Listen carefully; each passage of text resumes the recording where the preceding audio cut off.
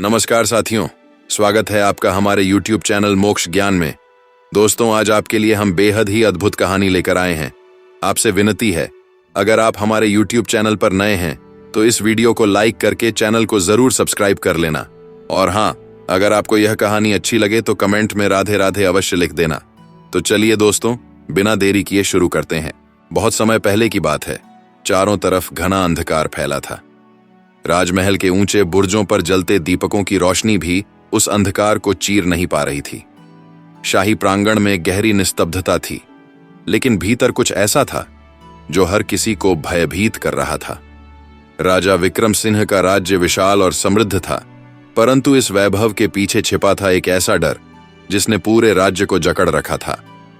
यह डर किसी बाहरी शत्रु का नहीं था, बल्कि स्वयं राजमहल के भीतर रहने वाली उनकी पुत्री का था, राजकुमारी वासुंधरा। वासुंधरा सौंदर्य की प्रतिमूर्ति थी। उसकी गहरी काली आंखें किसी रहस्यमयी समंदर की तरह थीं, जहां देखने वाला बस डूबता ही चला जाए। मगर उसकी सुंदरता के पीछे छिपी थी एक निर्दयता, एक क्रूरता, जिसे देखकर खुद राज्य के सैनिक तक कांप जाते थे। वह बिना किसी कारण के निर्दोष लोगों की हत्या कर देती।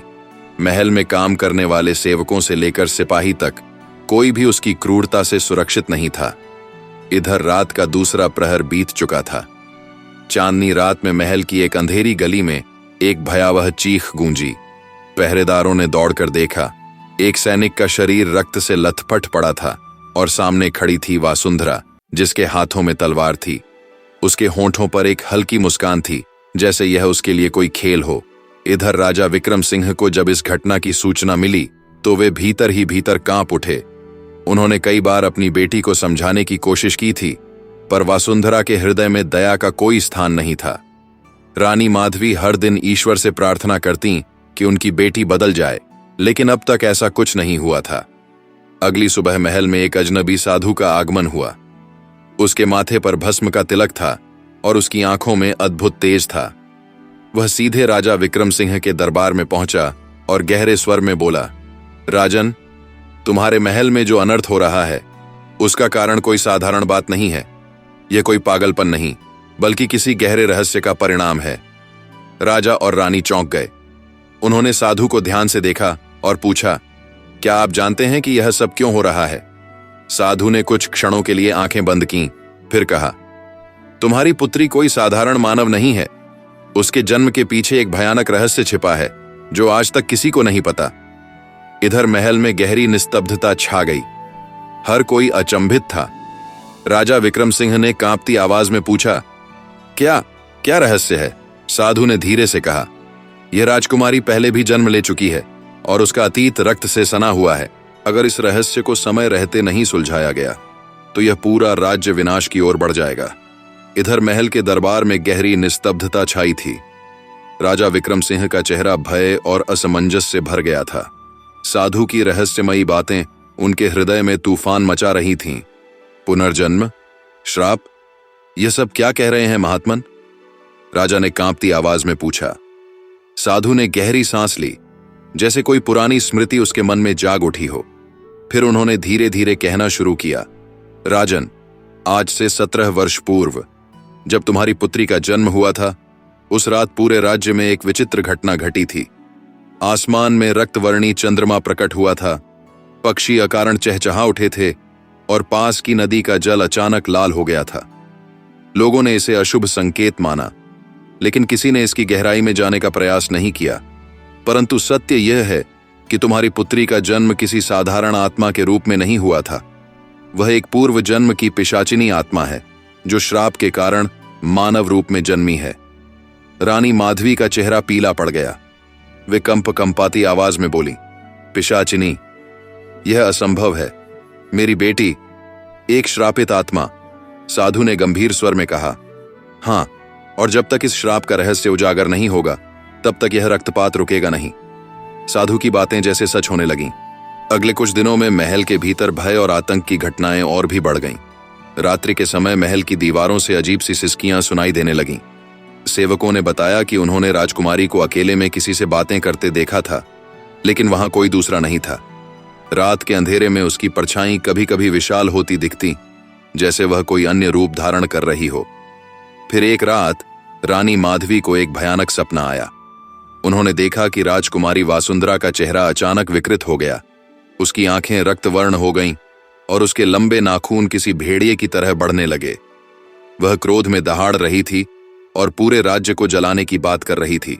झटके से जागकर रानी ने राजा से कहा, महाराज, अब समय आ गया है, हमें कुछ करना होगा, वरना यह राज्य नष्ट हो जाएगा। इधर साधु दरबार में फिर उपस्थित हुए। उन्होंने राजा को गहरी दृष्टि से देखा और कहा, राजन, यह समस्या अब केवल तुम्हारी नहीं है, बल्कि पूरे राज्य की है। इसका समाधान केवल एक ही उपाय से संभव है। हमें वासुंधरा के अतीत में जाना होगा। हमें यह जानना होगा कि पिछले जन्म में उसने कौन से ऐसे पाप किए थे जिनका परिणाम आज भी इसे भोगना पड़ रहा है।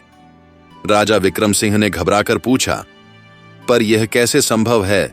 साधु ने अपनी कमंडल से थोड़ा जल छिड़कते हुए कहा, राजमहल के पश्चिमी भाग में एक गुप्त तहखाना है। वहां एक प्राचीन ग्रंथ रखा है जो इस राज्य के सबसे गहरे रहस्यों को समेटे हुए है।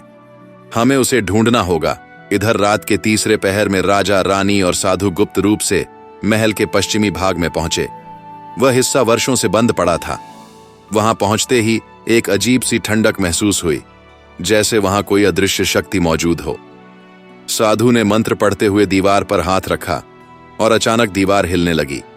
भीतर एक अंधेरा मार्ग खुल गया। राजा और रानी सहम गए, लेकिन साधु ने इशारे से उन्हें आगे बढ़ने के लिए कहा। अंदर एक विशाल कक्ष था, जिसकी दीवारों पर रहस्यमयी चित्र बने थे। बीचों बीच एक पत्थर की वेदी रखी थी, जिस पर एक पुराना ग्रंथ पड़ा था। साधु ने जैसे ही ग्रंथ खोला, एक भयानक चीख गूंजी और महल की दीवारें कांप उठीं। साधु ने आंखें बंद कर मंत्र पढ़ना शुरू किया। तभी ग्रंथ के पन्ने अपने आप पलटने लगे और एक कथा सामने आई। सैकड़ों वर्ष पूर्व इस राज्य में एक भयानक पिशाचिनी रहा करती थी। वह मनुष्यों के रक्त से अपनी शक्ति बढ़ाती थी, लेकिन एक दिन एक महात्मा ने उसे श्राप देकर उसके सारे बल छीन लिए और उसे मृत्युलोक में एक मानव के रूप में जन्म लेने के लिए बाध्य कर दिया। वह आत्मा वासुंधरा के रूप में जन्मी, लेकिन उसके भीतर की रक्त पिपासा अभी भी जीवित थी। इधर रानी माधवी रोने लगी। राजा विक्रम सिंह का चेहरा पीला पड़ गया। इसका क्या अर्थ है, महात्मन? राजा ने कांपती आवाज में पूछा। साधु ने गहरी सांस लेकर कहा, इसका अर्थ यह है कि राजकुमारी वासुंधरा इस जन्म में भी अपने पुराने संस्कारों को ढो रही है। अगर इसे नहीं रोका गया तो यह राज्य पूरी तरह विनाश की ओर बढ़ जाएगा। इधर तभी महल के बाहर सैनिकों की घबराई हुई आवाजें सुनाई दी।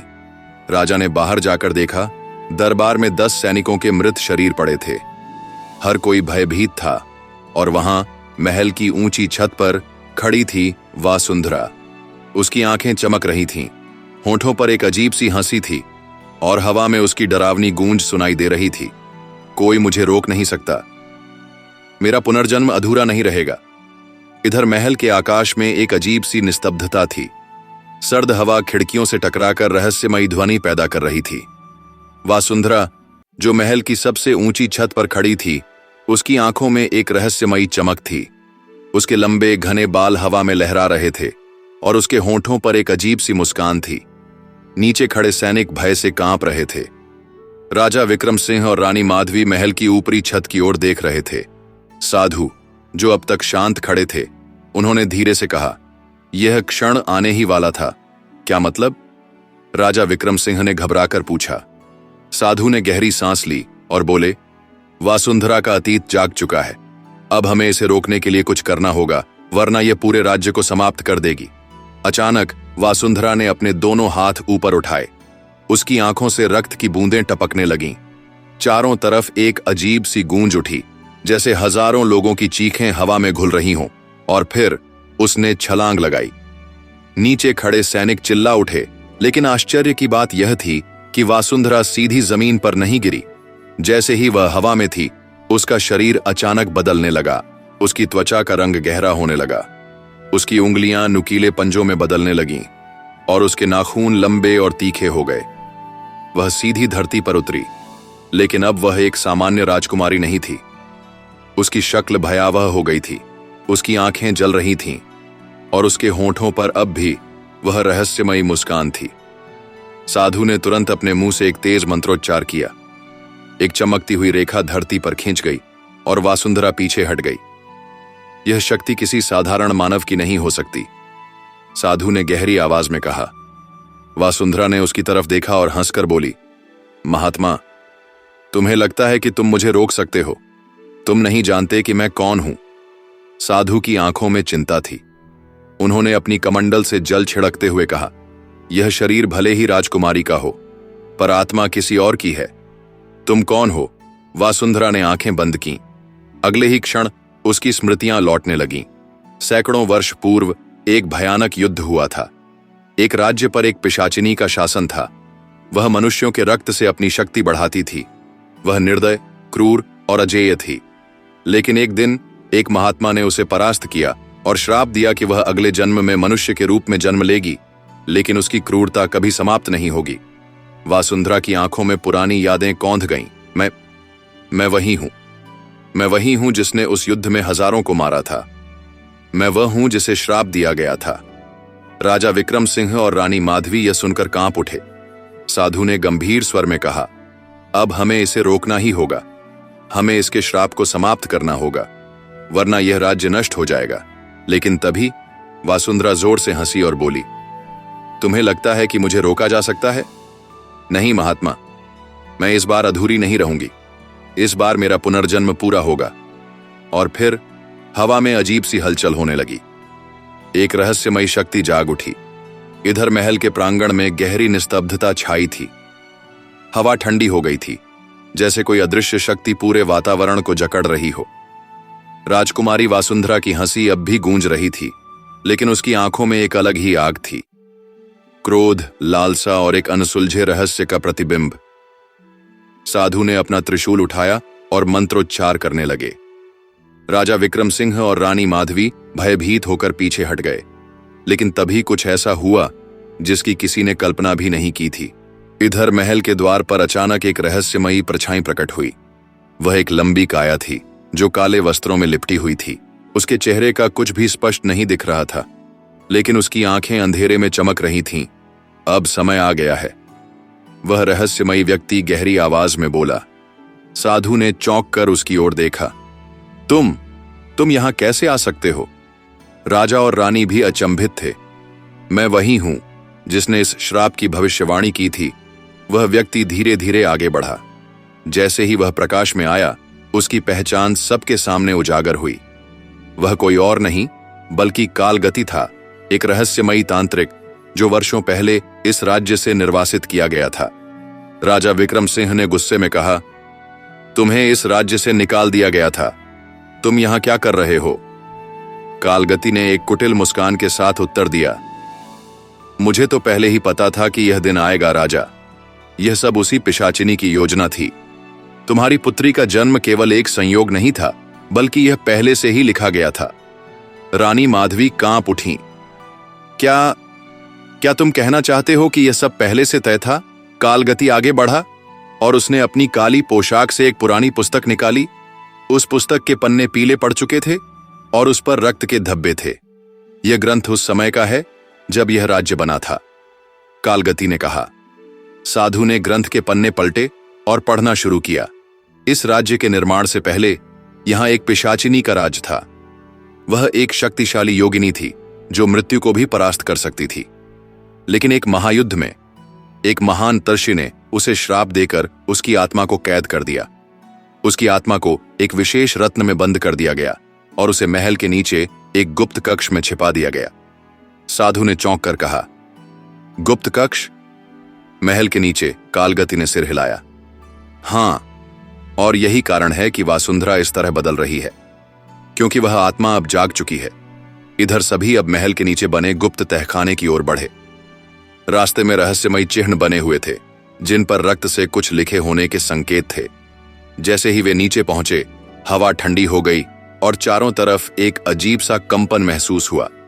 दरवाजे पर एक पुराना ताला लगा था, लेकिन जैसे ही साधु ने मंत्र पढ़ा, वह ताला अपने आप खुल गया। अंदर अंधकार था, लेकिन बीचों बीच एक पत्थर की वेदी थी जिस पर एक काले रंग का रत्न रखा हुआ था। वासुंधरा, जो अब तक शांत खड़ी थी, अचानक चिल्ला उठी, यह मेरा है। और अगले ही क्षण वह हवा में उछली और सीधे उस रत्न की ओर बढ़ी।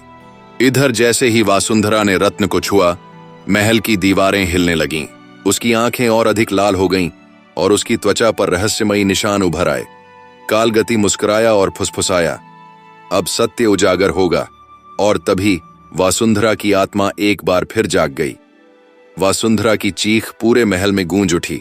उसकी आंखों से रक्त की धाराएं बहने लगीं और उसका शरीर धीरे धीरे बदलने लगा।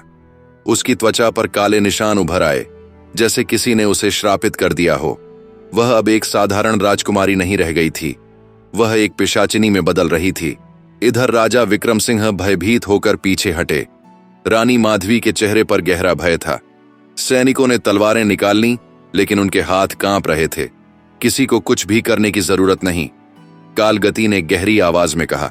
साधु ने उसकी ओर देखा और गुस्से में बोले, तुमने पहले से ही यह सब जान रखा था, है ना? तुमने इसे रोकने की कोई कोशिश नहीं की। कालगति मुस्कुराया, रोकता क्यों? जो होना ही था उसे टालने का क्या लाभ? ये राजकुमारी नहीं, बल्कि एक प्राचीन शक्ति का पुनर्जन्म है। वासुंधरा की हंसी महल की दीवारों से टकरा रही थी।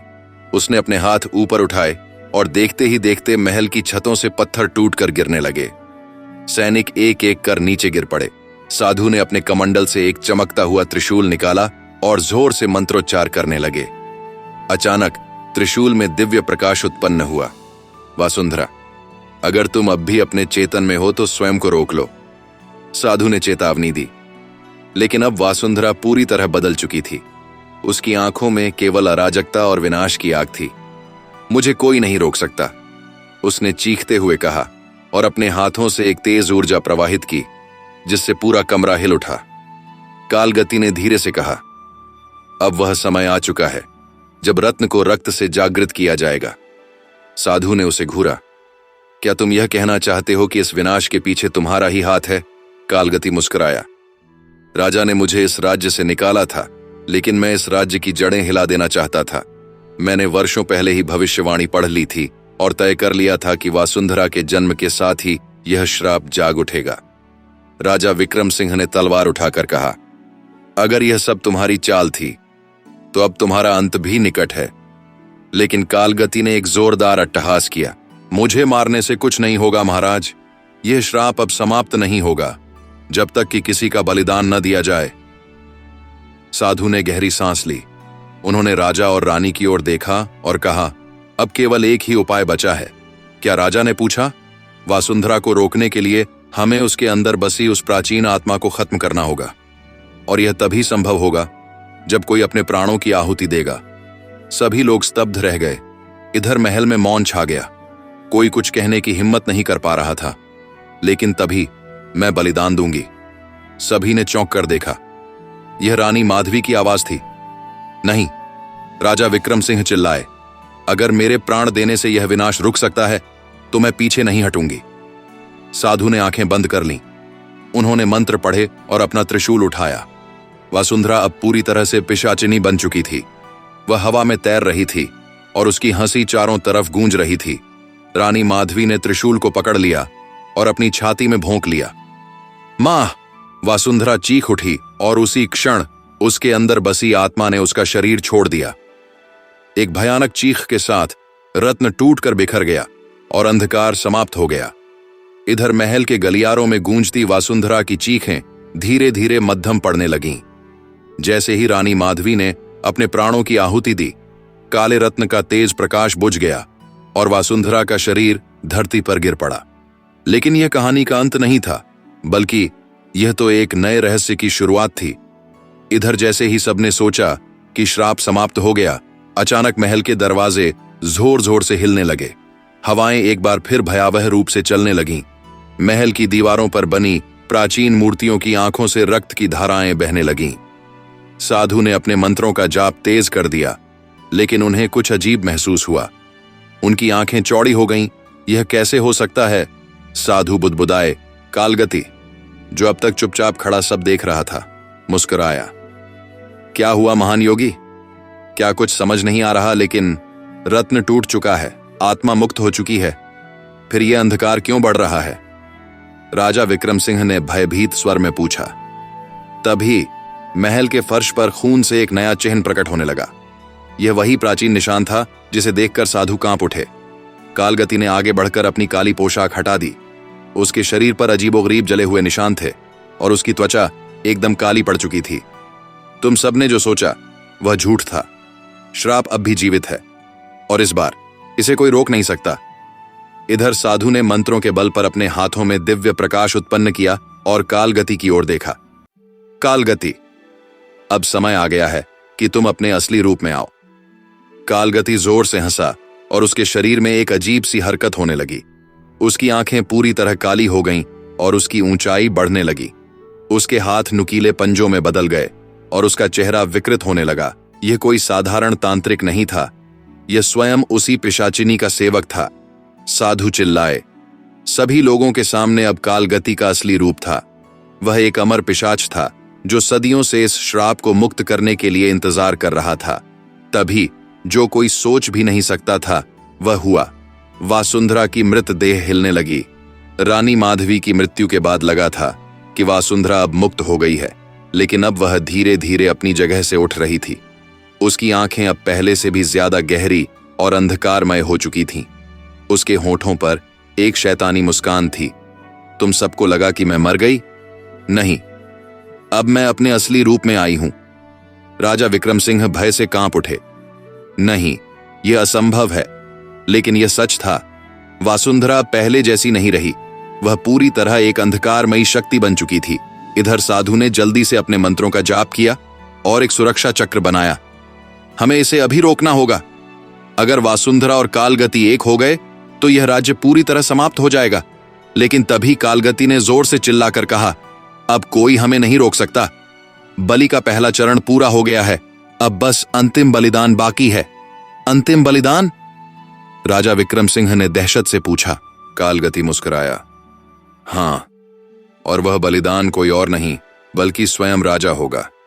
इधर महल के चारों ओर काली आंधी चलने लगी थी। आसमान में गहरा धुआं फैल गया था और ऐसा लग रहा था जैसे पूरी पृथ्वी इस श्राप के भार से कांप रही हो। राजा विक्रम सिंह अब भी अवाक खड़े थे। उनकी तलवार उनके हाथों में थी, लेकिन उनके पैर आगे बढ़ने से इनकार कर रहे थे। तुम चाहते हो कि मैं बलिदान दूं?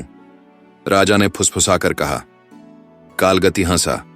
हां महाराज, यही तो इस पूरी योजना का अंतिम चरण है। वासुंधरा को पूर्ण रूप से जागृत करने के लिए तुम्हारे रक्त की आवश्यकता है। इधर वासुंधरा अब पूरी तरह से बदल चुकी थी। उसकी आंखें गहरे लाल हो गई थीं और उसके सिर के चारों ओर काले धुएं की माला थी। उसने हवा में हाथ उठाया और अचानक ही महल की सभी मूर्तियां टूटकर बिखरने लगीं। अब इस राज्य का कोई अस्तित्व नहीं रहेगा, उसने गरजते हुए कहा। साधु, जो अब तक मंत्रों का जाप कर रहे थे, तेजी से राजा की ओर मुड़े। राजन, अगर आप बलिदान देते हैं तो राज्य की रक्षा नहीं होगी, बल्कि यह श्राप हमेशा के लिए अमर हो जाएगा। हमें कोई और रास्ता निकालना होगा। इधर कालगति और वासुंधरा धीरे धीरे राजा के करीब आ रहे थे। तभी साधु ने अपने कमंडल से एक रहस्यमयी चक्र निकाला। यह एक प्राचीन दिव्य चक्र था जिसे उन्होंने वर्षों पहले एक गुप्त स्थान से प्राप्त किया था। यह चक्र, यह वही अस्त्र है जो इस श्राप को रोक सकता है, साधु ने कहा। लेकिन जैसे ही उन्होंने चक्र को सक्रिय करने की कोशिश की, कालगति जोर से हंसा। तुम सोचते हो कि यह दिव्य अस्त्र मुझे हरा सकता है? तुम कितने भोले हो साधु। कालगति ने एक झटके में हवा में एक काली शक्ति उत्पन्न की और उसे साधु की ओर उछाल दिया। साधु तुरंत पीछे हटे, लेकिन यह अंधकार उनके चारों ओर फैलने लगा। तभी महल के दरवाजे जोर से खुले और एक नया रहस्यमयी व्यक्ति अंदर आया। वह काले वस्त्र पहने हुए था और उसके गले में एक अजीब सा ताबीज था। राजा, साधु और सभी दरबारियों ने उसे आश्चर्य से देखा। कौन हो तुम? राजा ने पूछा। उस व्यक्ति ने धीमे स्वर में कहा, मैं वो हूं जिसे इस श्राप को समाप्त करने के लिए भेजा गया था। कालगति ने उसे देखते ही अपनी आंखें संकरी कर लीं। असंभव, तुम अभी तक जिंदा हो? रहस्यमयी व्यक्ति मुस्कुराया। हां कालगति, और आज मैं इस श्राप का अंत करने आया हूं।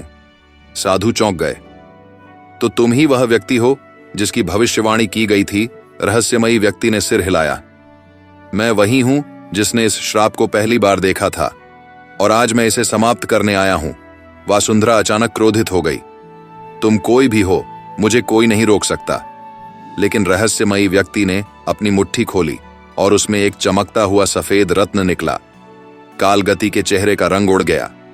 नहीं, ये रत्न, ये तो। रहस्यमयी व्यक्ति ने राजा की ओर देखा और कहा, महाराज, अगर आपको अपने राज्य को बचाना है तो इस रत्न को अपने खून से जागृत करना होगा। इधर महल में सन्नाटा छा गया। रहस्यमयी व्यक्ति के हाथ में चमकता हुआ सफेद रत्न एक अजीब ऊर्जा से घिरा था। राजा विक्रम सिंह अब तक असमंजस में थे। उनकी आंखों में भय, क्रोध और संशय का मिश्रण था। मुझे अपने रक्त से इस रत्न को जागृत करना होगा, राजा ने प्रश्न किया। रहस्यमयी व्यक्ति ने गंभीर स्वर में कहा, हां राजन, यह केवल एक पत्थर नहीं है, यह स्वयं देवताओं की शक्ति से जुड़ा हुआ है। जब यह रत्न जागृत होगा तो वासुंधरा और कालगति का अंधकार समाप्त हो सकता है। लेकिन इसकी एक शर्त है। कौन सी शर्त? साधु ने आगे बढ़कर पूछा। अगर यह रत्न गलत समय पर जागृत हो गया तो इसका परिणाम और भी भयावह होगा। इधर कालगति अब तक मौन खड़ा सब सुन रहा था, लेकिन अब उसकी आंखों में क्रोध की ज्वाला भड़क उठी। उसने अपने दोनों हाथ उठाए और अंधकारमयी शक्तियां हवा में लहराने लगीं। मूर्खों, तुम लोग सोचते हो कि इस तुच्छ रत्न से मुझे रोका जा सकता है। कालगति के इशारे से पूरे महल की दीवारें हिलने लगीं, मूर्तियां चटकने लगीं और फर्श पर गहरे दरारें पड़ गईं। महल के सैनिकों ने अपनी तलवारें खींच लीं, लेकिन उनके शरीर अचानक हवा में उठ गए और दीवारों से टकराकर गिरने लगे। वासुंधरा ने एक जोर की हंसी हंसी और उसकी आवाज पूरे महल में गूंज उठी। यह श्राप अनंत है, इसे कोई नहीं मिटा सकता। इधर साधु ने अपनी शक्ति को समेटते हुए कुछ दिव्य मंत्रों का जाप किया, जिससे चारों ओर प्रकाश फैलने लगा। उन्होंने जल्दी से राजा की ओर देखा। राजन, समय कम है। अगर हमें इस महल और राज्य को बचाना है तो हमें तुरंत यज्ञ करना होगा। यज्ञ? राजा ने हैरानी से पूछा। इधर रहस्यमयी व्यक्ति ने आगे बढ़कर समझाया, यह कोई साधारण यज्ञ नहीं होगा। यह एक दिव्य यज्ञ होगा, जिसमें पवित्र अग्नि के माध्यम से इस रत्न को पूरी तरह जागृत किया जाएगा। लेकिन इसमें एक जोखिम है। अगर यज्ञ में बाधा आई तो यह श्राप 3 गुना शक्तिशाली होकर वापस लौटेगा। इधर राजा ने घबराते हुए कहा, अगर यही एकमात्र रास्ता है तो हम यह करेंगे। साधु, राजा और रहस्यमयी व्यक्ति ने मिलकर महल के आंगन में एक यज्ञ वेदी तैयार की। वेदियों के चारों ओर मंत्रों की गूंज उठी। अग्नि प्रज्वलित की गई और राजा ने अपने रक्त की कुछ बूंदें रत्न पर टपका दी। जैसे ही रक्त गिरा, रत्न से सफेद प्रकाश निकलने लगा। लेकिन तभी नहीं, वासुंधरा चीखी। वह हवा में उठी और उसके बाल सांपों में बदल गए। उसने अपनी शक्तियों से यज्ञ वेदी को नष्ट करने की कोशिश की, लेकिन साधु ने अपनी शक्ति से चारों ओर एक सुरक्षा चक्र बना दिया। कालगति भी क्रोधित हो उठा। उसने एक झोर की दहाड़ लगाई और अंधकार के बादल पूरे महल में फैलने लगे। लेकिन तभी कुछ ऐसा हुआ जिससे सभी हैरान रह गए। रत्न की चमक अचानक और तेज हो गई और उसमें से एक स्त्री की छाया प्रकट हुई। यह कौन है? राजा ने विस्मय से पूछा। रहस्यमयी व्यक्ति के चेहरे पर हल्की मुस्कान आई। यह स्वयं उस श्राप की जननी है जिसने इस पूरे राज्य को अंधकार में डुबो दिया था। वासुंधरा पीछे हट गई और उसके चेहरे पर भय आ गया। नहीं, यह असंभव है। कालगति भी कांप उठा। यह शक्ति, उसने डरते हुए कहा। साधु ने घोषणा की, अब सच्चाई सामने आएगी। इधर महल के आकाश में घने बादल उमड़ पड़े थे। बिजली की कड़क से पूरी भूमि थरथरा उठी। रत्न के भीतर से प्रकट हुई स्त्री की छाया धीरे धीरे स्पष्ट होने लगी। उसके लंबे काले बाल हवा में लहरा रहे थे और उसकी आंखें जलते अंगारों की तरह चमक रही थीं। राजा विक्रम सिंह, साधु और रहस्यमयी व्यक्ति अवाक खड़े थे। वासुंधरा और कालगति, जो अब तक अजेय प्रतीत हो रहे थे, उनके चेहरों पर पहली बार भय का भाव आया। स्त्री की छाया ने गहरी सांस ली और अपनी आंखें खोलीं। उसकी दृष्टि वासुंधरा और कालगति पर पड़ी तो उन्होंने पीछे हटने की कोशिश की। तुम दोनों अब भी जीवित हो? स्त्री की आवाज गूंज उठी। वसुंधरा कांप उठी। यह असंभव है। तुम तो हजारों वर्षों पहले। इधर कालगति ने गुस्से में अपने हाथ उठाए और हवा में अंधकार फैलाने की कोशिश की, लेकिन उसकी शक्ति अब काम नहीं कर रही थी। यह नहीं हो सकता, तुम तो नष्ट हो चुकी थी। स्त्री मुस्कुराई।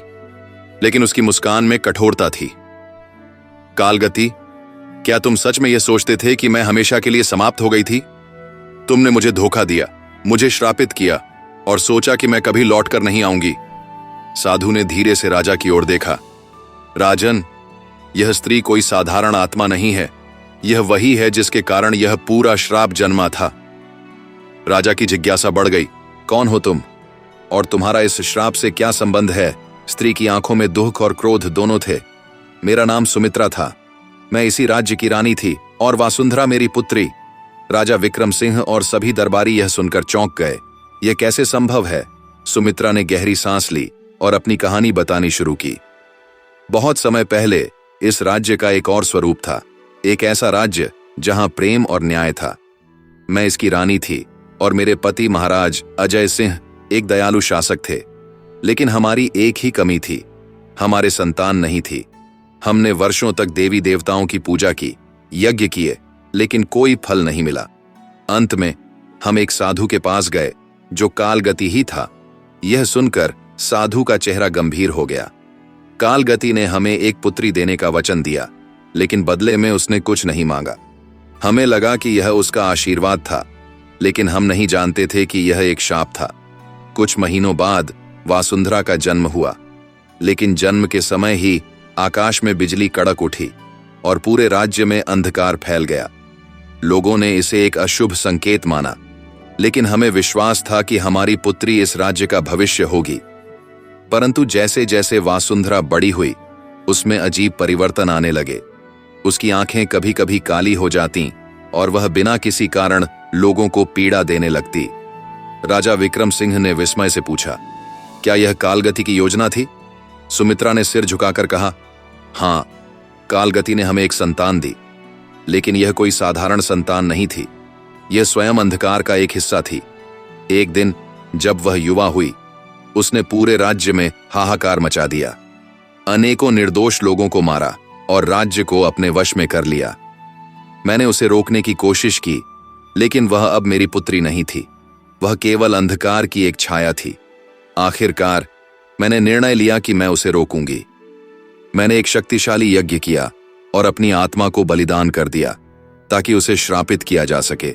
लेकिन कालगति ने मेरी आत्मा को इस रत्न में बंद कर दिया और श्राप को और अधिक शक्तिशाली बना दिया।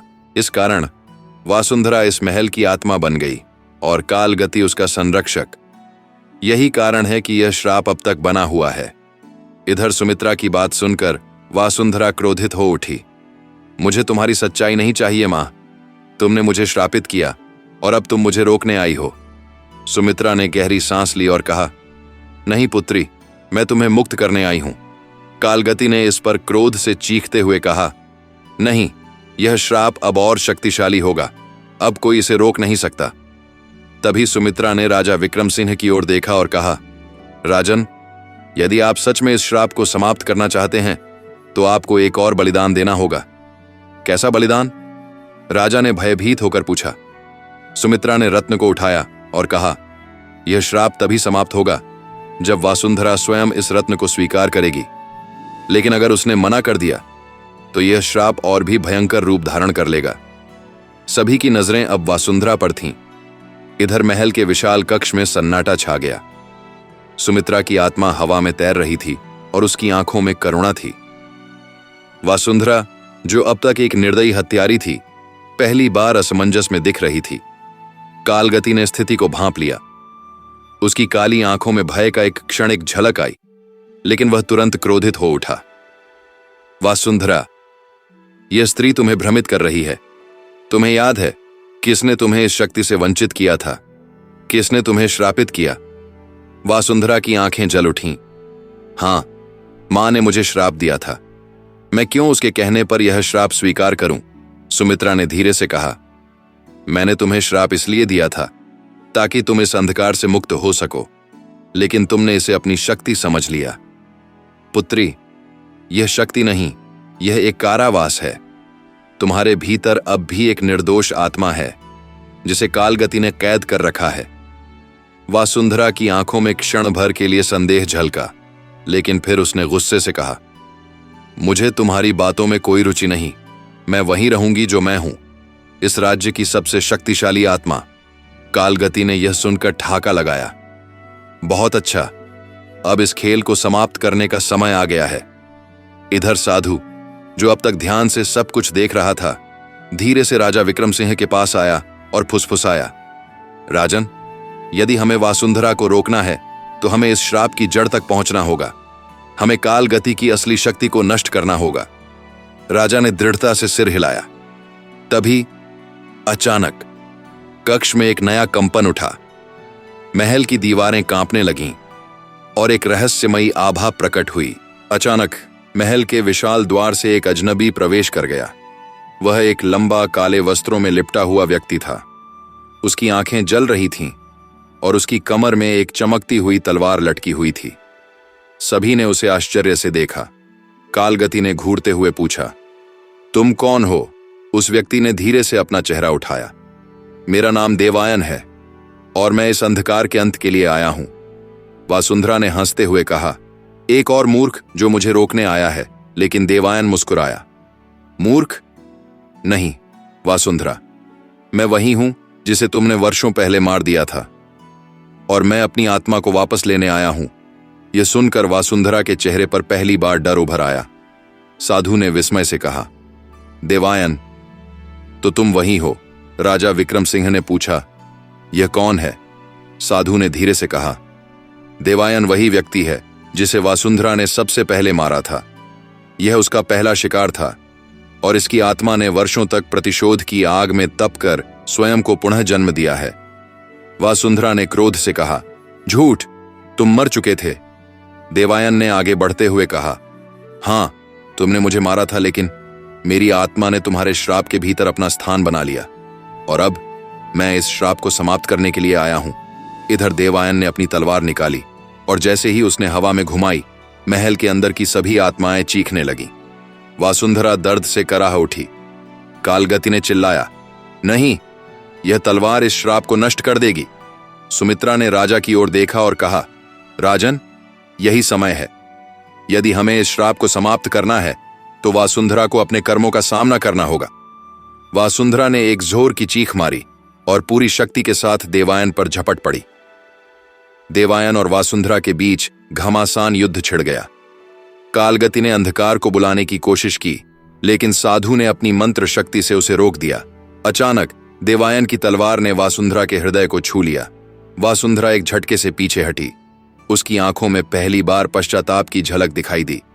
नहीं, यह नहीं हो सकता। सुमित्रा उसकी ओर बढ़ी। पुत्री, अब भी समय है।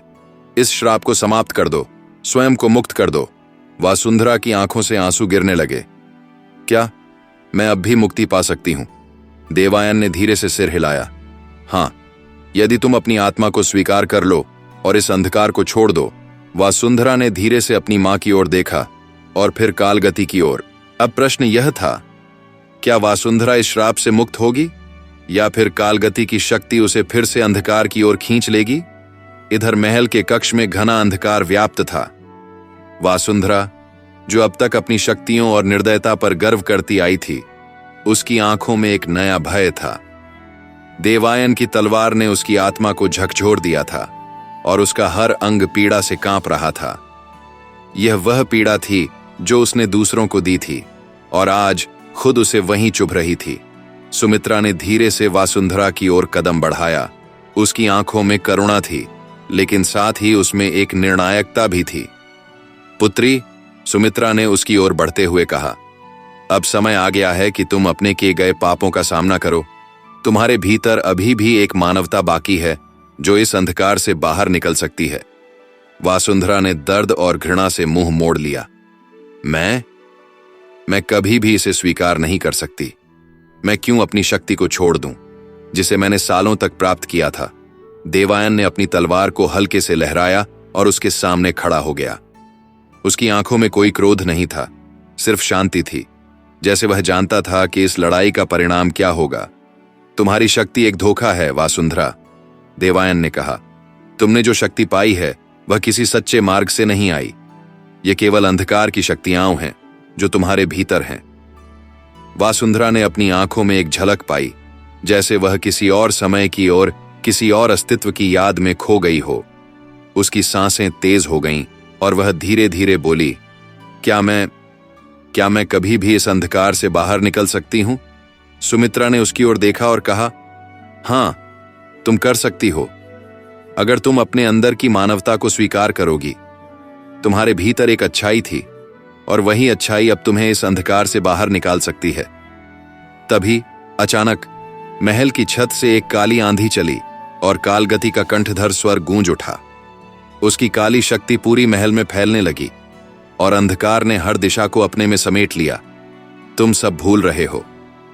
कालगति की आवाज गूंज उठी, तुम क्या सोचते हो कि तुम मेरी शक्तियों को नष्ट कर सकते हो?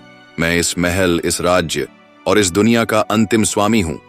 लेकिन देवायन ने अपनी तलवार को पूरी ताकत से घुमाया और एक जोरदार ध्वनि के साथ कालगति की शक्ति को नष्ट करने की कोशिश की। हर बार जब उसने कालगति की छाया को काटने की कोशिश की, उसकी काले धुएं जैसी शक्तियां उभर कर वापस उसकी ओर लौट आती। वासुंधरा ने देखा कि कालगति के साए में वह और देवायन दोनों ही एक गहरे संघर्ष में उलझ चुके थे। उसका दिल बुरी तरह से धड़क रहा था और उसकी आत्मा भीतर से कचोट रही थी। वह चाहती थी कि उसे अपनी शक्ति वापस मिले, लेकिन साथ ही वह यह भी जानती थी कि वह इसे स्थायी रूप से नहीं चाहती। इधर राजा विक्रम सिंह और साधु ने महल के दूर दराज कोने में खड़े होकर इस संघर्ष को देखा। साधु ने कुछ मंत्र पढ़ने शुरू किए ताकि वह कालगति की शक्ति को कमजोर कर सके। राजा ने अपना ध्यान वासुंधरा पर केंद्रित किया और धीरे से उससे कहा, वासुंधरा, यह समय है, तुम्हें निर्णय लेना होगा। क्या तुम अपनी आत्मा को बचाना चाहोगी या फिर कालगति के जाल में फिर से फंसी रहोगी? वासुंधरा ने देवायन और कालगति के बीच लड़ाई देखी और उसके भीतर कुछ जागृत हुआ। उसके भीतर जो अंधकार था वह अब शांति की ओर बढ़ रहा था।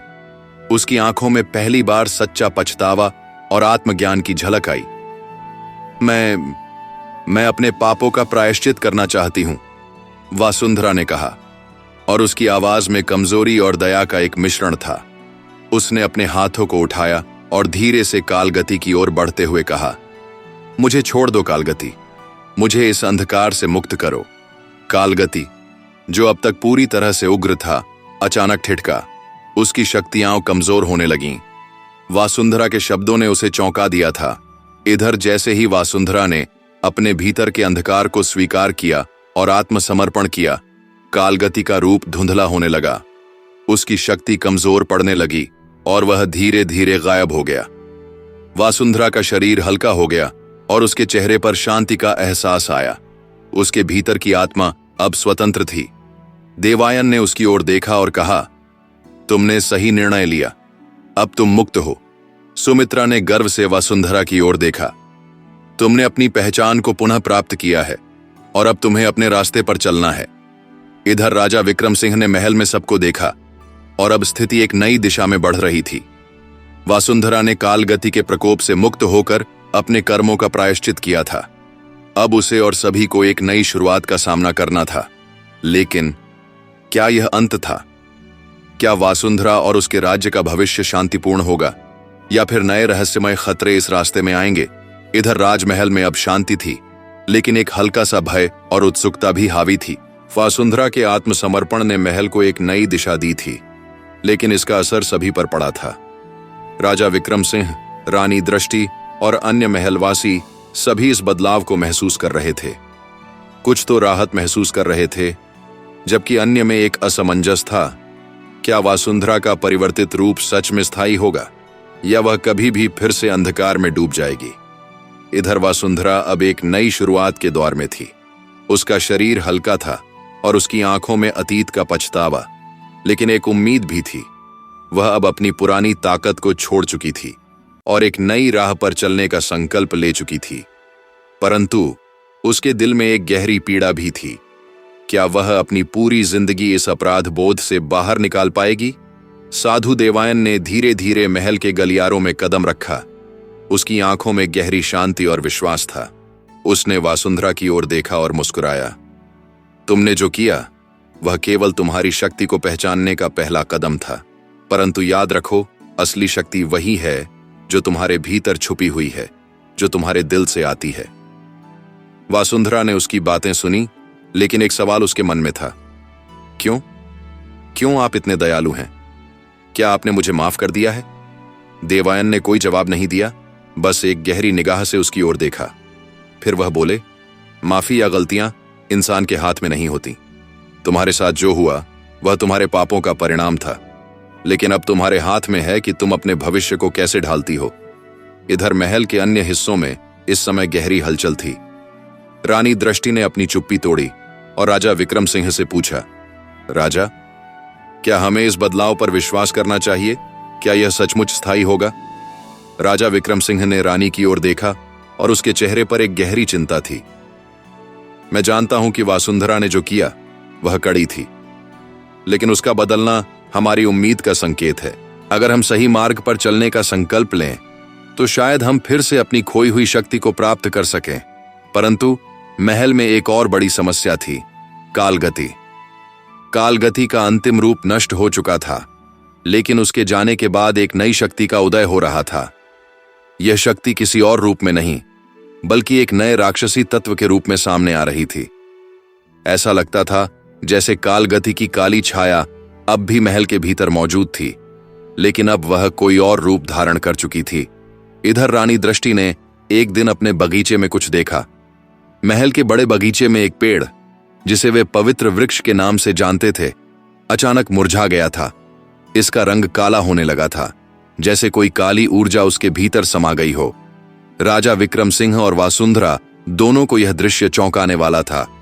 क्या यह वही शक्ति है? राजा ने चुपके से कहा, जैसे वह किसी पुरानी याद में खो गया हो।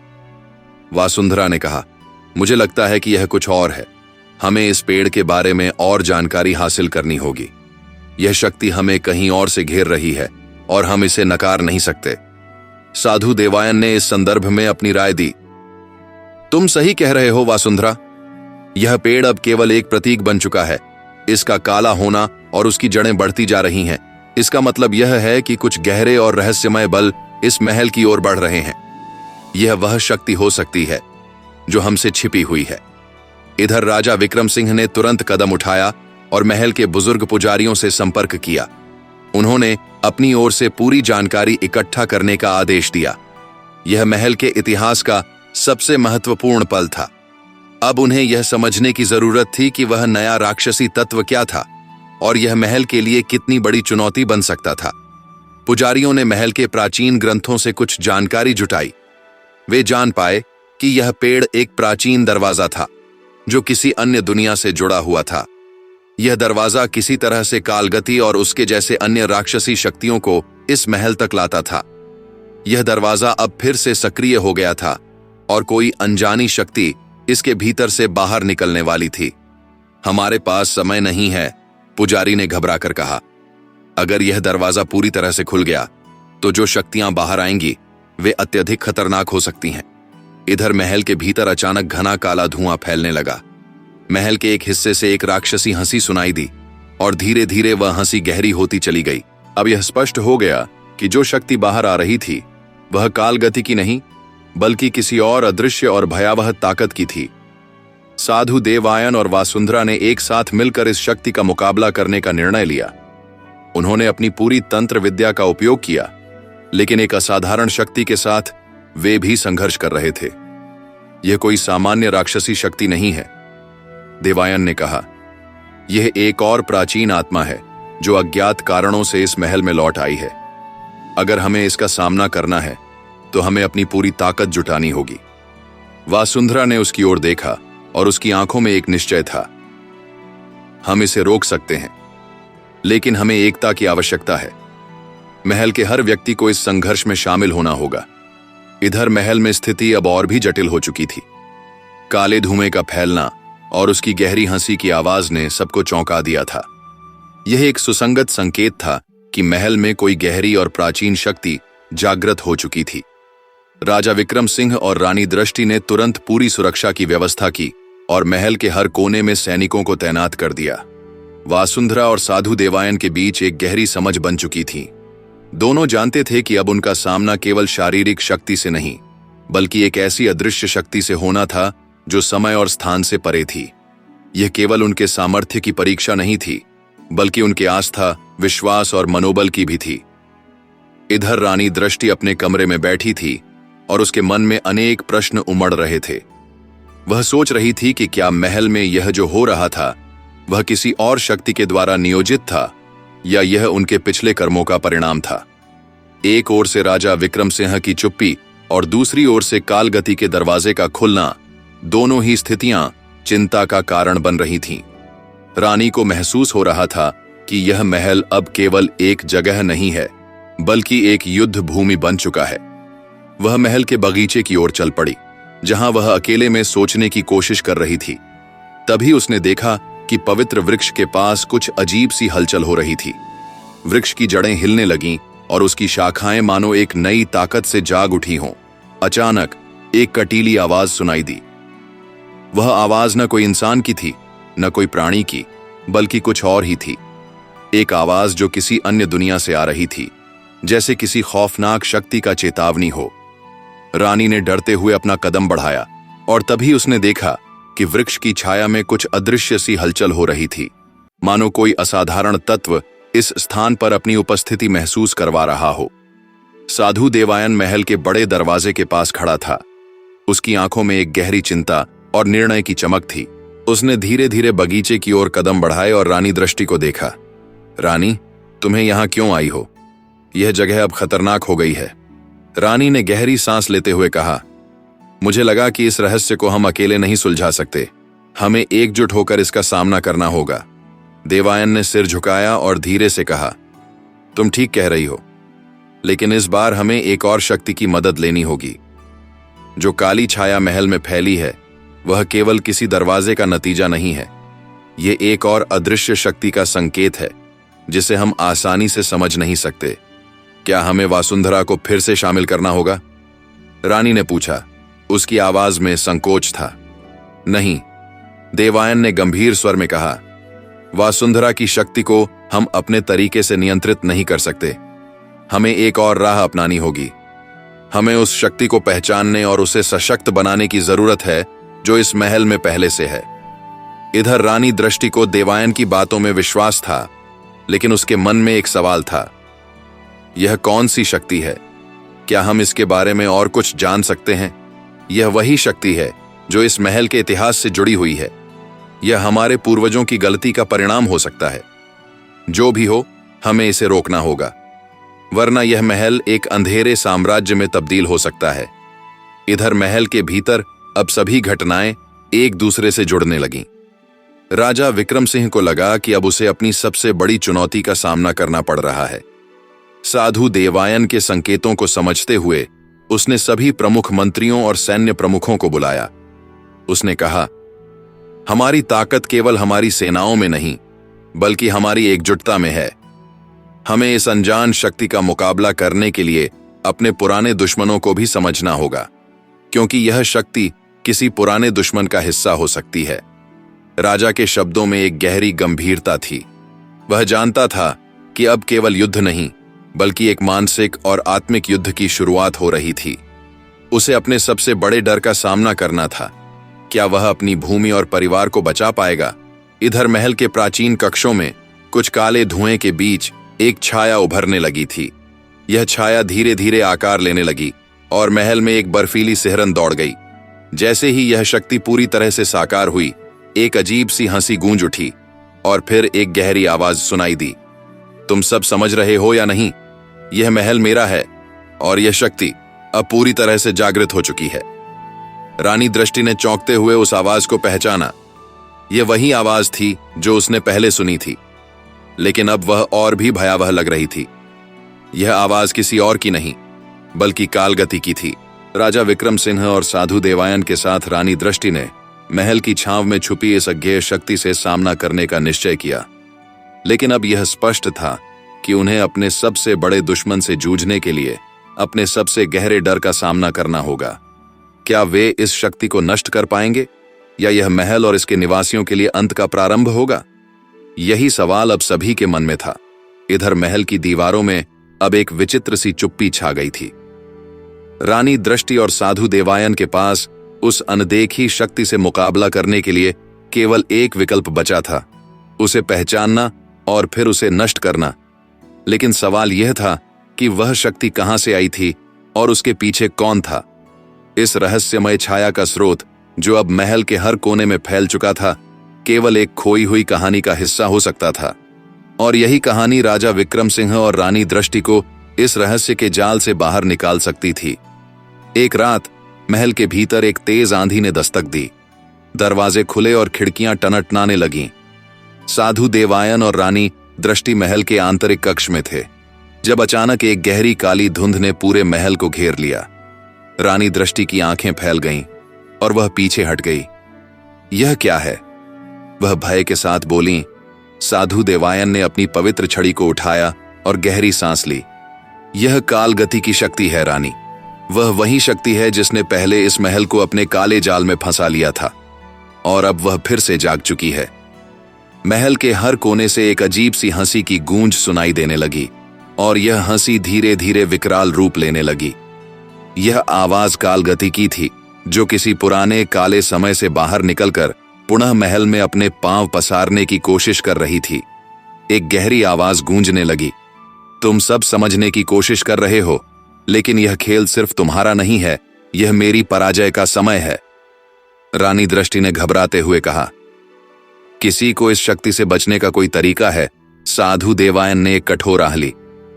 संभवतः है, लेकिन हमें एक और शक्ति की मदद लेनी होगी। वह शक्ति जो इस महल में पहले से मौजूद है, एक और अदृश्य जड़ी बूटी। हमें उस शक्ति से जुड़ने की कोशिश करनी होगी ताकि हम कालगति को हरा सकें। तभी एक नया चेहरा सामने आया। यह चेहरा बहुत पुराना था, लेकिन उसकी आंखों में एक अजीब सी चमक थी, जैसे वह समय के साथ होशियार हुआ हो। यह व्यक्ति कोई और नहीं बल्कि तत्वेश्वर था, एक ऐसा रहस्यमय संत जिसने अपनी जान जोखिम में डालकर इस महल के राज खोले थे। वह हमेशा अपनी प्राचीन शक्ति को जागृत करने की कोशिश करता रहा था, और अब वह महल में एक नया खेल खेल रहा था। उसकी मुस्कान में एक रहस्य था जो रानी और साधु दोनों के लिए पहेली बन गया था। तत्वेश्वर, तुम यहां क्या कर रहे हो? साधु देवायन ने संदेहपूर्ण स्वर में पूछा। तत्वेश्वर ने धीमी आवाज में कहा, यह शक्तियों का टकराव है देवायन। कालगति तो केवल एक अंश है, लेकिन मैं वही हूं जो इस महल के अंत को तय कर सकता हूं। अगर तुम मेरे साथ आओ तो हम कालगति को हराने की योजना बना सकते हैं। रानी दृष्टि ने हैरान होते हुए कहा, तुम कहते हो कि तुम कालगति को हरा सकते हो, लेकिन तुम कौन हो? मैं वही हूं जो पहले इस महल को अपनी शक्ति से नियंत्रित करता था, लेकिन अब कालगति को मात देने के लिए तुम्हारी मदद चाहिए। तत्वेश्वर ने गहरी सांस ली, जैसे उसने कोई बड़ा राज खोला हो। इधर साधु देवायन ने उसकी बातों को गंभीरता से लिया। वह जानता था कि तत्वेश्वर का कहना झूठ नहीं हो सकता, क्योंकि उसने महल के इतिहास को जानने में एक अद्वितीय क्षमता हासिल की थी। लेकिन इसका एक मतलब था, यह कि उन्हें अपनी सारी उम्मीदों और विश्वासों को एक तरफ रखकर एक अज्ञेय शक्ति के साथ समझौता करना होगा। रानी दृष्टि की आंखों में चिंता थी। क्या हम सच में तत्वेश्वर पर विश्वास कर सकते हैं? साधु देवायन ने गहरी आवाज में कहा। हमें विश्वास करना होगा रानी। अगर हम इस समय अपने फैसले में देरी करेंगे तो हम सब कुछ खो देंगे। कालगति अब तक इस महल में फैल चुकी है। उसे रोकने के लिए हमें एकजुट होकर उस शक्ति का सामना करना होगा, चाहे हमें किसी भी स्थिति में समझौता क्यों ना करना पड़े। तत्वेश्वर ने एक और बार हंसी हंसी और कहा, यह समझौता नहीं है रानी, यह तुम्हारी ताकत और साहस को परखने का समय है। अगर तुम इसे पार कर पाती हो तो तुम इसे नष्ट कर सकती हो। तत्वेश्वर ने रानी दृष्टि और साधु देवायन को महल के गहरे तहखाने में जाने का संकेत दिया। वहां एक पुराना पुस्तकालय था जिसमें हर प्रकार के रहस्यों के बारे में लिखा गया था। रानी दृष्टि और साधु देवायन ने अंदर घुसते हुए वह किताबें खोजीं जो महल के भीतर छुपी हुई ताकतों के बारे में बताती थीं। जैसे ही वे पुस्तकें खोलते गए, उनका सामना एक गहरे अंधेरे रहस्य से हुआ। उस पुस्तक में लिखा था, महल में एक पुरानी शक्ति बसी हुई है। वह शक्ति कभी कालगति की तरह बाहर नहीं आ सकती, जब तक कि एक व्यक्ति अपनी आत्मा की कीमत पर उसका सामना न करे। वह शक्ति किसी अज्ञेय योद्धा के रूप में प्रकट हो सकती है, जो पूरी दुनिया को अपनी इच्छाओं से नियंत्रित करेगा। साधु देवायन ने पुस्तक को बंद करते हुए कहा, यह वही शक्ति है जो इस महल को तबाही की ओर ले जा रही है। अब हमें एक नई योजना बनानी होगी, लेकिन हमें वासुंधरा को ढूंढकर उसे अपनी मदद में शामिल करना होगा। अब महल की प्रत्येक दीवार, प्रत्येक कमरा और प्रत्येक मूर्ति जैसे अपने अंत की ओर बढ़ रही थी। कालगति ने अपनी शक्ति को और बढ़ा लिया था और रानी दृष्टि, साधु देवायन और तत्वेश्वर को अब सबसे बड़ी चुनौती का सामना करना था। क्या वे इस अंधेरे का सामना कर पाएंगे या महल का रहस्य कभी न सुलझने वाली पहेली बन जाएगा? इधर महल के भीतर एक घना अंधेरा पसरा हुआ था। कालगति की शक्ति दिन ब दिन और प्रबल होती जा रही थी, जैसे वह हर कोने में समा गई हो। दीवारों से भी अजीब सी आवाजें आ रही थीं और महल के भीतर का वातावरण बहुत भारी और असहज था। रानी दृष्टि, साधु देवायन और तत्वेश्वर तीनों अब इस अंधेरे में घिरे थे, लेकिन एक बात तय थी, उन्हें किसी न किसी तरह कालगति की शक्ति को हराना था, या फिर महल और उसकी दुनिया दोनों का अंत निश्चित था। इधर रानी दृष्टि का दिल घबराया हुआ था, लेकिन उसकी आंखों में अब एक नई दृढ़ता झलक रही थी। हमें इस संकट से बाहर निकलने का कोई रास्ता खोजना होगा, वरना हम सभी का अस्तित्व खतरे में है, रानी ने कड़े शब्दों में कहा। उसका मन अब पूरी तरह से फैसले पर था कि चाहे जो हो, वह इस युद्ध से पीछे नहीं हटेगी। साधु देवायन ने उसकी आंखों में झांका और धीरे से कहा, तुम सही कह रही हो रानी, हमें एकजुट होकर इस शक्ति का मुकाबला करना होगा, लेकिन याद रखना, इस रास्ते में कुछ कष्ट होंगे। हमें जितना हो सके अपनी ताकतों को जोड़ना होगा। तत्वेश्वर ने उन्हें देखा और हंसते हुए बोला, याद रखो, शक्ति कभी एक स्थान पर स्थिर नहीं रहती। इसे रोका जा सकता है, लेकिन यह कभी खत्म नहीं होती। हम उसे नियंत्रित करने की कोशिश कर सकते हैं, लेकिन इसका मतलब यह नहीं कि हम उसे पूरी तरह से नष्ट कर सकते हैं। उसके शब्दों में एक गहरी और डरावनी सच्चाई छिपी हुई थी, जो रानी दृष्टि और साधु देवायन दोनों को चुप कर गई। इधर तत्वेश्वर ने रानी और साधु को महल के भीतर एक भूल भुलैया जैसा कक्ष दिखाया, जहां एक पुराना पथ था जो महल के नीचे गहरे तहखाने तक जाता था। यह रास्ता केवल उन्हीं को दिखाई देता है जिनके पास दृष्टि होती है, तत्वेश्वर ने समझाया। यह रास्ता हमें उस शक्ति तक पहुंचने में मदद करेगा जिसे हम ढूंढ रहे हैं। रानी दृष्टि ने उसका अनुसरण करते हुए कहा, तो यह रास्ता हमें कहां ले जाएगा? वहां, तत्वेश्वर ने संकेत करते हुए कहा, जहां वह शक्ति सुषुप्त अवस्था में है।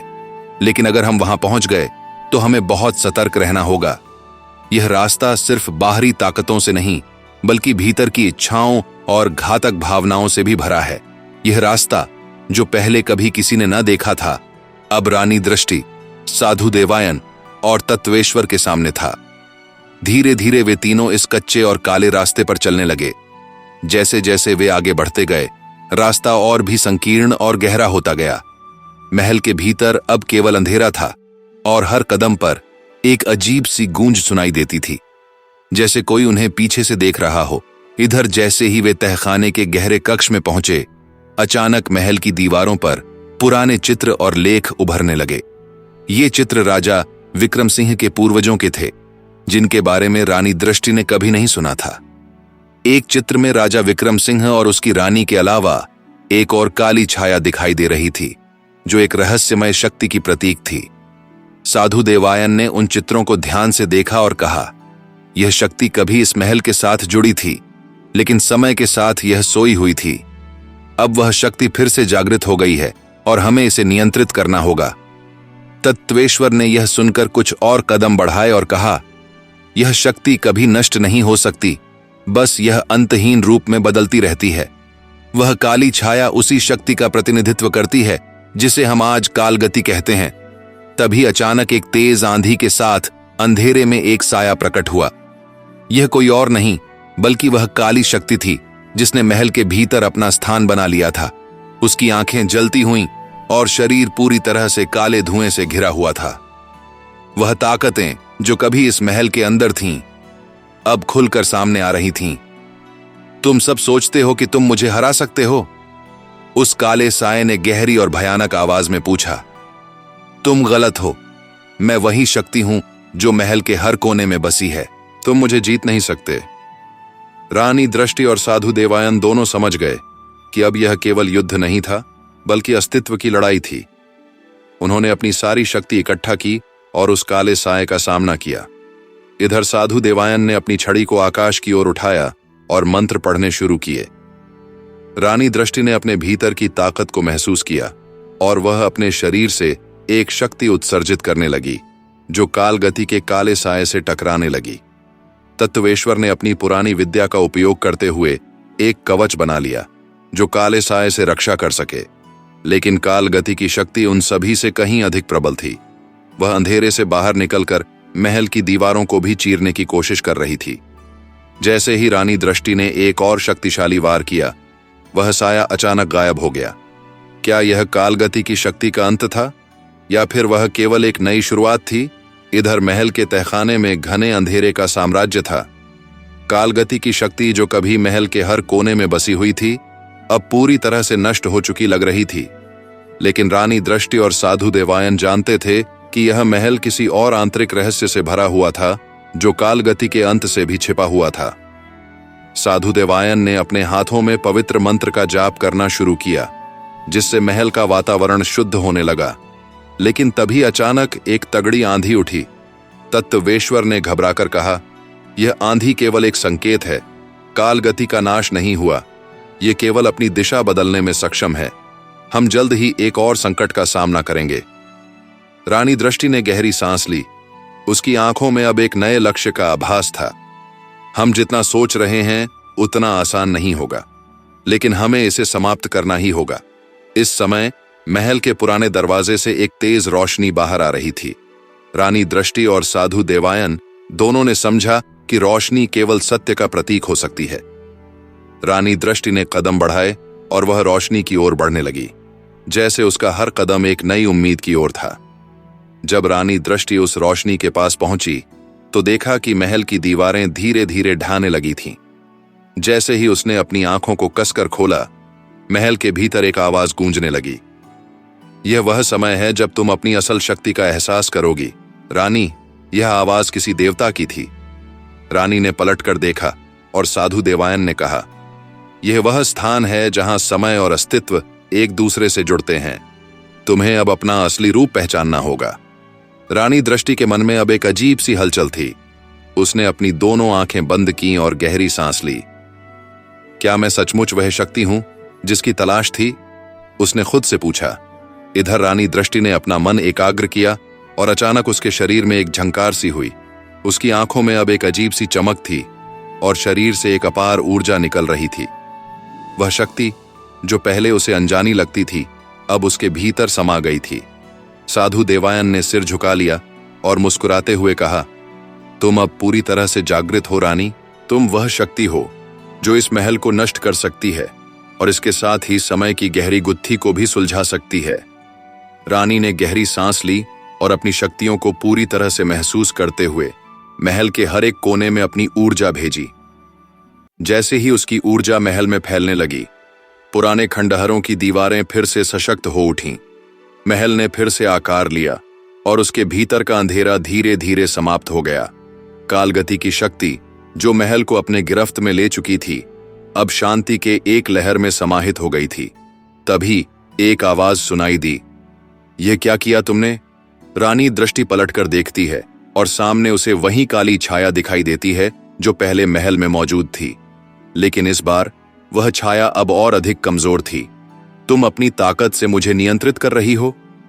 वह काली छाया गुस्से में बड़बड़ाती है। तुमने जो किया वह तुम नहीं जानती। लेकिन रानी दृष्टि अब निडर थी। उसकी आंखों में अब केवल एक ही लक्ष्य था, महल और उसकी दुनिया को शांति से भरना। उसने अपनी शक्ति से उस काली छाया को अपने अंदर समाहित किया और वह छाया धीरे धीरे समाप्त हो गई। इधर महल के भीतर अब पूरी तरह से शांति छाई हुई थी। रानी दृष्टि ने अपनी आंखों को खोला और देखा कि सूरज की पहली किरण महल के आंगन में पड़ी। उसके चेहरे पर एक हल्की सी मुस्कान थी। साधु देवायन और तत्वेश्वर भी शांति से खड़े थे और उन्होंने देखा कि रानी की शक्ति अब पूरी तरह से समाहित हो चुकी थी। तुमने यह किया, तत्वेश्वर ने कहा। तुमने महल को फिर से उसका असली रूप लौटाया। अब तुम्हारे पास वह शक्ति है जो इस दुनिया को नई दिशा दे सकती है। रानी दृष्टि ने सिर झुका लिया और कहा, यह शक्ति केवल मेरी नहीं है, यह हमारे सभी की है। हमें एकजुट होकर इसे सहेजना होगा ताकि भविष्य में कोई इस शक्ति का दुरुपयोग न कर सके। अब महल के आंगन में शांति का माहौल था। कालगति की शक्ति समाप्त हो चुकी थी और अंधेरे का साम्राज्य खत्म हो चुका था। रानी दृष्टि ने अपने अंतर्मन में एक नई शक्ति का एहसास किया और साथ ही उसने यह समझ लिया कि कोई भी शक्ति केवल अपने स्वार्थ के लिए नहीं बल्कि समग्र कल्याण के लिए होनी चाहिए। साधु देवायन और तत्वेश्वर ने उसे आशीर्वाद दिया और महल को नया रूप देने की प्रक्रिया शुरू की। रानी दृष्टि अब महल की सशक्त शासक बन चुकी थी और उसका दिल शांति से भरा हुआ था।